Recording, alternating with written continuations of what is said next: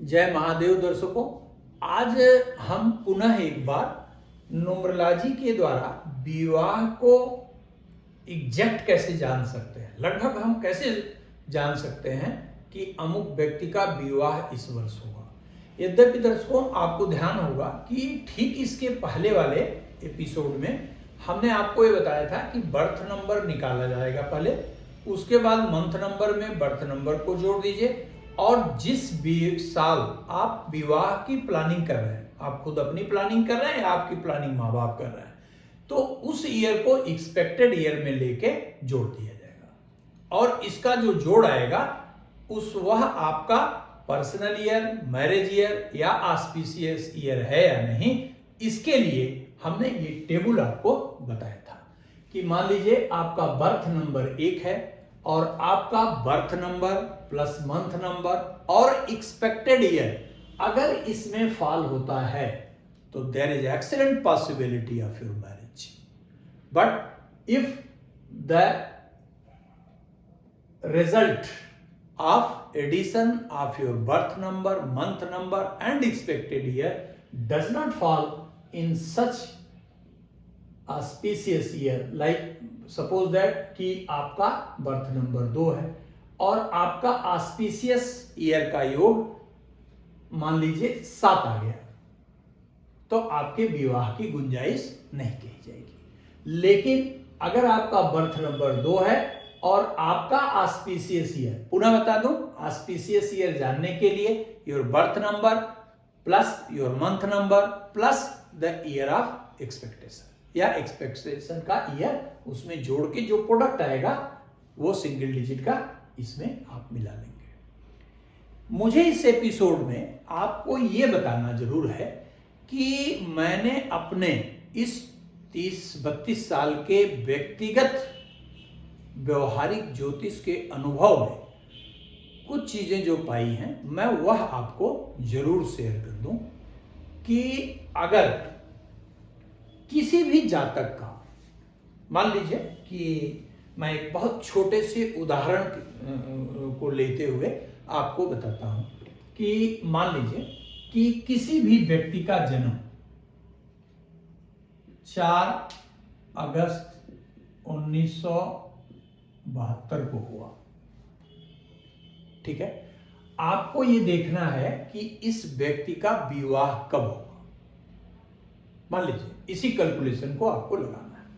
तो birth number plus month number 1972 को हटा दीजिए, तो 4 + 8 मैंने आपको पिछले एपिसोड में बताया था, लेकिन फिर हम उस बात को दोहरा देते हैं कि विवाह की उम्र आज के परिवेश में अगर 28 से 30, 26 से 30 एक कॉमन एज है, तो पहले इससे 2 साल और आप घटा दीजिए, यानी लगभग तब 25 से लेके 28 तक विवाह होता था अमूमन।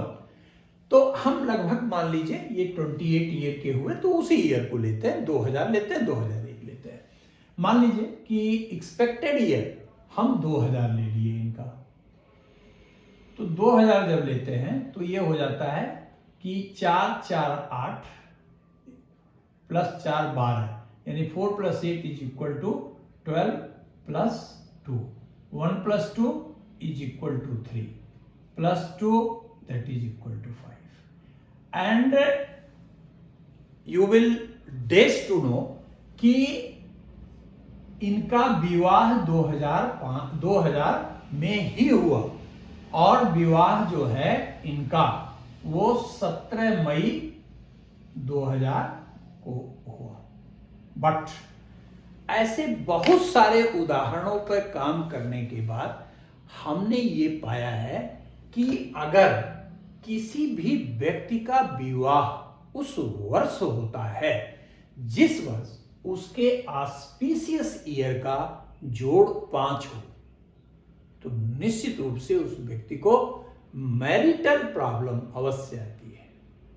अधिकांशतः केसेस में मैरिटल प्रॉब्लम में सिर्फ यही नहीं है कि there is a difference between husband and wife, the problem may be regarding children, the problem may be regarding the family, ठीक है, or be any, but the native suppose to suffer from definite problems. ये मेरा व्यक्तिगत अनुभव है, ये ऐसा नहीं किसी किताब में लिखा है, हमने किसी ने हमको बताया है। I have seen it, not only this but one more thing I would like to tell you कि इसमें जैसे मैंने कहा कि किसी का भी अगर ऑस्पिशियस ईयर 5 आता है तो वो मैरिज लाइफ को स्ट्रगलफुल बनाता है। तो इसलिए यदि संभव हो सके तो हमेशा आदमी को अवॉइड करना चाहिए कि उस साल शादी नहीं करनी चाहिए। ठीक उसी तरह 5 से थोड़ा कम 7 होता है और 7 से थोड़ा कम 9 होता है। इन तीनों ही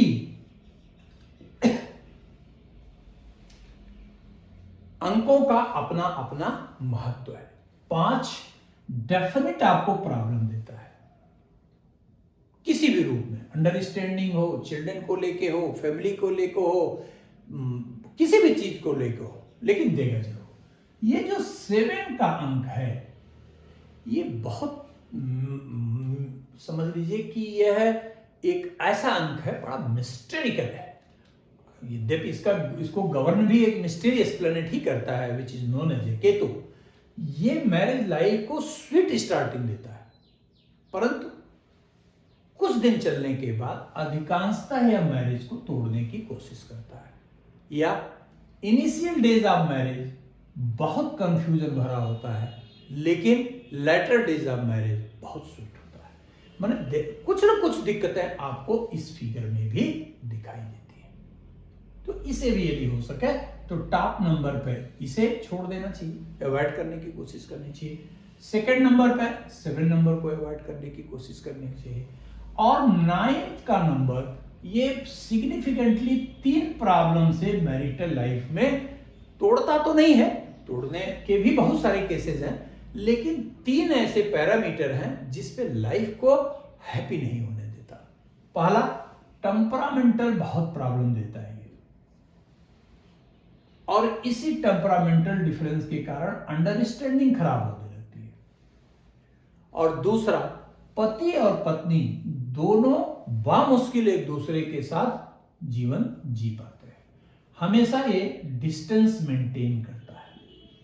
वो डिस्टेंस चाहे आपके सर्विस को लेके हो, वह डिस्टेंस चाहे आपके फैमिली प्रॉब्लम को लेके हो, या वह डिस्टेंस आपकी हेल्थ को लेके हो, माने सर्टेन डिस्टेंसेज ये देने की कोशिश करता है। तो देयरफॉर हम आपसे ये जरूर कहेंगे कि किसी के भी मैरिज लाइफ को प्रिडिक्ट करने के पहले ये जरूर देख लिया करिए। और यहां पे एक बात और बताते हैं, मान लीजिए कि आपका इसमें फॉल नहीं होता है तो इसका ये मतलब बिल्कुल मत लगाइए कि आपका विवाह हो ही नहीं सकता है। ऐसे भी ईयर आपका विवाह हो सकता है कि जिसका, तो हमारे लगभग सभी दर्शक इसको नोट कर लिए होंगे, तो एक और हम सूत्र आपको बताएं, इससे आप बहुत करीब विवाह के पहुंच सकते हैं।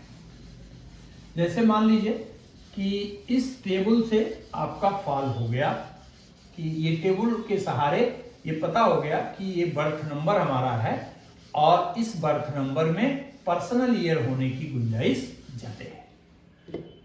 ठीक, पहला कंडीशन क्या हुआ कि बर्थ नंबर आपका ऑस्पिशियस ईयर से